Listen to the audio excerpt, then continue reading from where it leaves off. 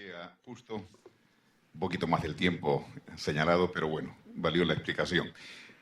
Bueno, nos indican, vamos a 5 minutitos, hay unos refrescos para poder despertar un poquito y continuar casi ya para la siguiente fase, que es marco legal que ha promovido el Estado para la formalización minera y los resultados de su aplicación a la fecha. Luego, las perspectivas de la inconstitucionalidad de normas que afectan el proceso de formalización en la pequeña minería y minería artesanal. Les indicamos, por favor, se está repartiendo este papelito para que ustedes puedan apuntar la consulta, la pregunta, la inquietud que quieren hacer llegar a los señores expositores. 5 minutos, por favor, y continuamos con este foro sobre lo que es la minería, pequeña minería, minería artesanal, situación actual y perspectivas. 5 minutos, por favor. Enseñando en la Universidad Nacional Amazónica de Madre de Dios, UNAMAD. Hoy estoy en la condición de ex catedrático porque la universidad en estos momentos vive una especie de informalidad como vive la minería a nivel nacional. Es conocido por todos que el gobierno ha expedido un paquete legislativo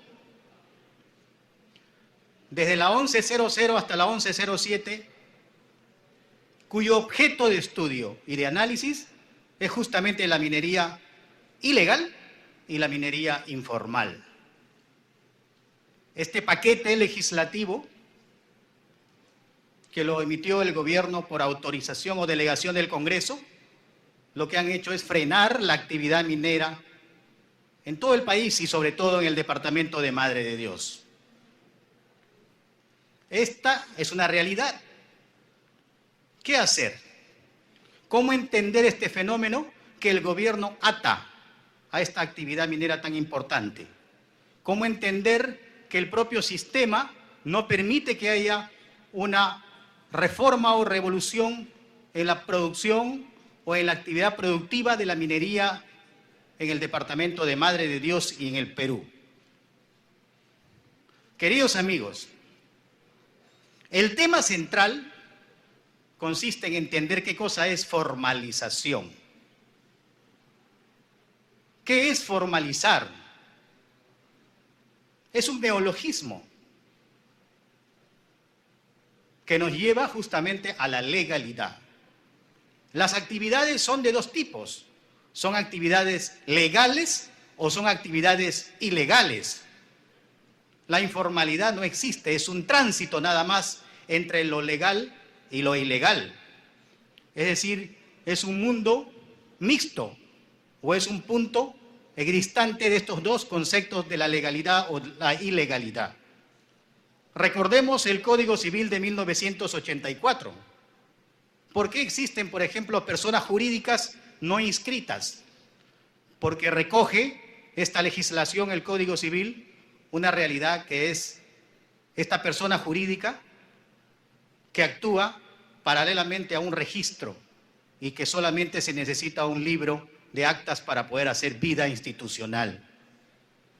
Esa realidad nos explica qué cosa es la informalidad, como nos explica también la informalidad del espacio territorial, de la posesión territorial, es decir, de la propiedad inmueble. Quiero, queridos amigos, hacer un recuento muy breve de lo que ha sucedido en el país desde 3 aspectos. En primer lugar, recordemos a Aye Latorre y Mariátegui cuando tratan de definir al Perú. ¿Qué es el Perú? ¿Quiénes son los peruanos? Se habla, por ejemplo, en los 7 ensayos y en el antiimperialismo y el APRA, tratar de dar una respuesta a lo que es el Perú y que somos los peruanos. Cuando se trata de definir al país, se habla, por ejemplo, de minifundios, latifundios, el problema del indio. Es una fotografía de la realidad. Pero un tema central es lo que pasa en el Perú en el siglo XX, llegando más o menos a nuestra existencia de 1980, cuando existía el desborde popular y la crisis del Estado. Ese desborde popular que era justamente la migración de las provincias hacia Lima, porque las provincias estaban abandonadas y llegaba una Ica entera a Lima y el Estado no sabía qué hacer. Comenzaba a insultar, decían, aquí han venido estos provincianos. Y llegaba más gente, y llegaba más gente, y llegaban y se creaban los asentamientos humanos, los pueblos jóvenes. Esa realidad fue descrita en un pequeño libro de Matos Mar, recordemos todos nosotros, que se llama El desborde popular y la crisis del Estado. Ese fenómeno fue un fenómeno tan importante para poder entender nosotros qué cosa era la formalización o qué cosa era la informalidad de la propiedad. Y habían invasiones e invasiones e invasiones en el cono norte, en el cono sur, en el cono este de Lima. Y no había una respuesta para solucionar. Esto lo dice el Instituto de Estudios Peruanos de Matos Mar. Pero llegó un tema muy importante, paralelamente, o 10 años, o 15 años después del 80, con el Instituto Libertad y Democracia, que trató o compiló todo este proceso que nosotros conocemos como COFOPRI, que es la formalización de la propiedad informal. Y el famoso proceso 0, 1 y 2. ¿Qué cosa era? Recordemos, queridos amigos, el proceso 0. Era el diagnóstico. Cuando llegaron a los asentamientos humanos nuestros ciudadanos de provincia, comenzaban a diagnosticar cómo estaban. Vivían uno encima de otro, territorios cruzados. Entonces se les preguntó de dónde vinieron, en qué trabajan, qué enfermedades tienen.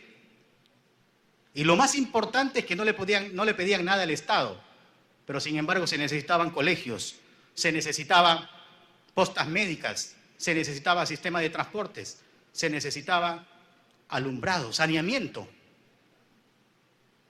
Y es ahí donde se crea justamente este maravilloso sistema del proceso de formalización.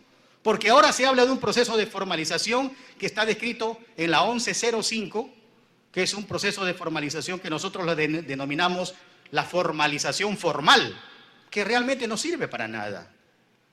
Porque nos piden, en primer lugar, una declaración de compromiso, y como aquí ustedes, los expertos, nos han dicho que no se pueden poner de acuerdo el de arriba con el de abajo, mejor dicho, el que tiene la superficie con el que tiene el subsuelo para poder hacer minería. Esa formalización no existe. Tenemos que hacer una verdadera formalización sustantiva. ¿Y en qué consiste esta formalización sustantiva? En aplicar estos conceptos de COFOPRI, porque ya existen, de la propiedad hacia la formalización de la minería. Es decir, tenemos que hacer un diagnóstico en primer lugar, tenemos que hacer un ordenamiento en segundo lugar, y en tercer lugar debemos entregar un nuevo título, que no se llame concesión, porque la concesión solamente es un permiso, porque la concesión solamente es un acto jurídico administrativo bajo una condición suspensiva que es el trabajo. Nosotros proponemos que se haga un contrato sinalagmático bilateral. Es decir, recordemos nuevamente que cuando llegan las invasiones se hace un estudio de diagnóstico. En segundo lugar, se les ordena. ¿Y en qué consistía ese ordenamiento? En hacer una habilitación urbana. Y este sistema de urbanización, una habilitación urbana, ya permitía organizarse. Yo siempre pongo el ejemplo, ¿no? Cuando llegaron estaban uno encima de otro, desordenados.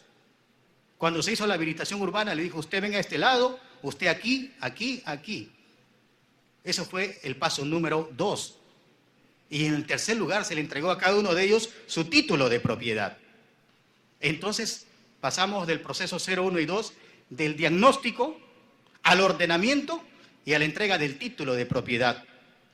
Pero ¿cuál es la diferencia con esa formalización de la propiedad informal con la formalización sustantiva que proponemos, que es la formalización de la minería? Hay que hacer el diagnóstico, sí, pero también hay que hacer un ordenamiento territorial.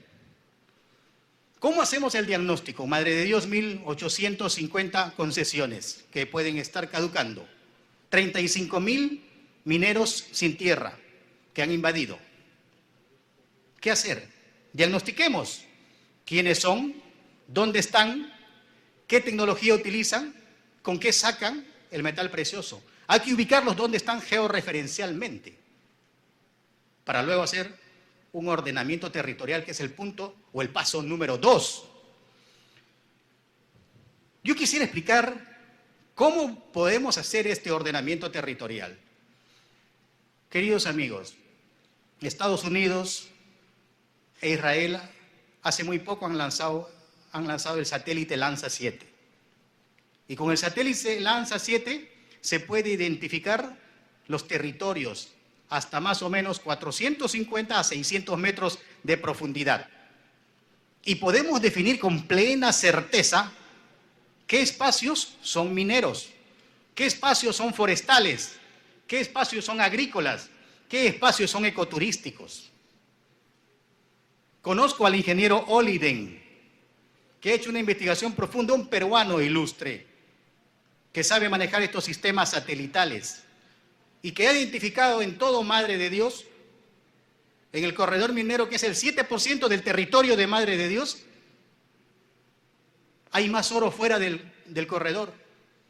Hay mucho más oro fuera del territorio, de este territorio del 7% de las casi 2,5 millones de hectáreas de Madre de Dios.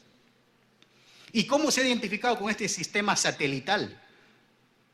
Georreferencialmente sabemos dónde están las vetas de oro en Madre de Dios y tenemos ese estudio con el ingeniero Oliden. Entonces no es necesario pelearnos entre los que están arriba y los que están abajo.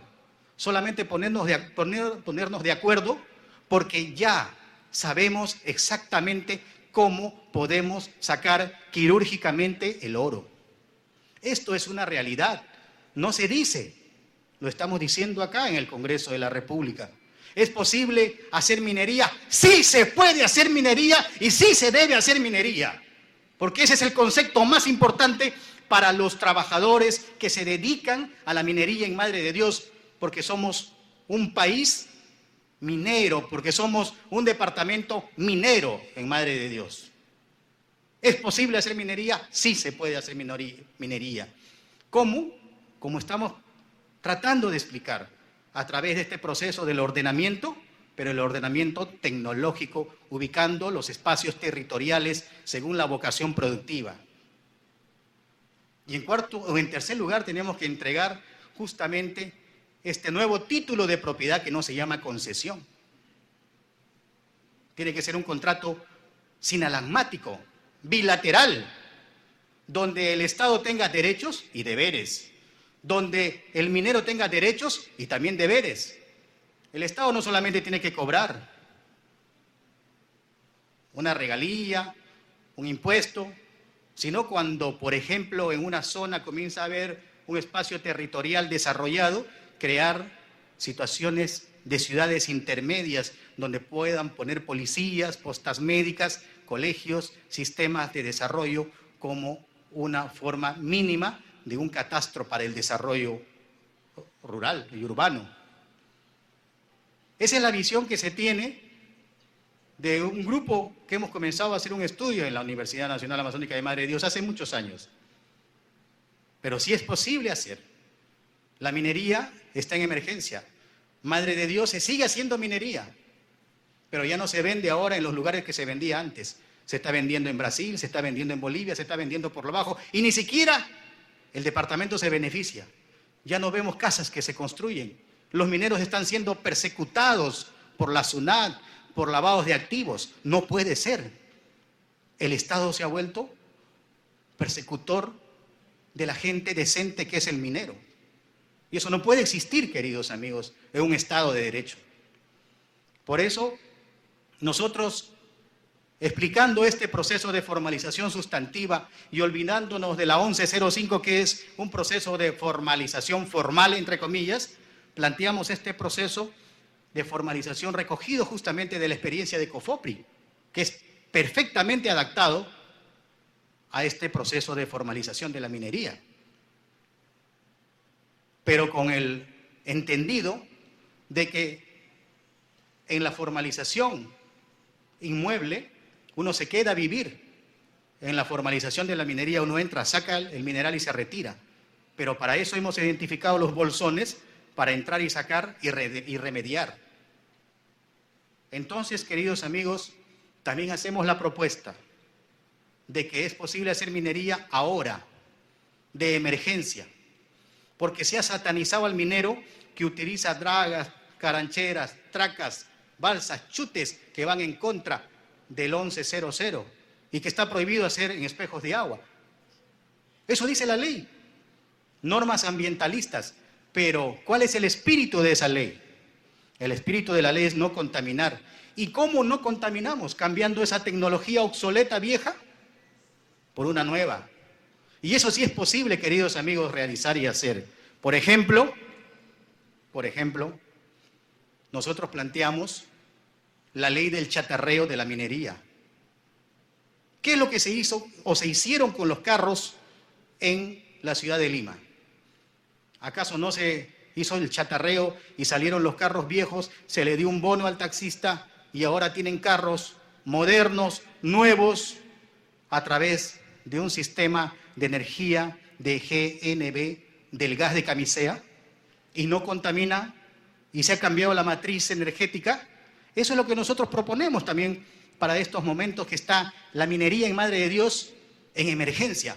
¿Por qué no cambiamos los motores petroleros y gasolineros por sistema de motor del gas de camisea? Ya se está cambiando el sistema del mercurio. ¿Por qué no? Ya existen ejemplos en el Madre de Dios a través de sistemas gravimétricos para no contaminar. El minero ha cambiado. El minero responsable en Madre de Dios está cambiando. Ya no es aquel minero irresponsable de que entra, destruye y sale. Si bien es cierto, queridos amigos, el minero se dedica a una actividad tan importante, pero también es necesario apoyarlo para que sea un grupo de gente que se adapte a esta economía moderna que se llama economía social de mercado. Gracias.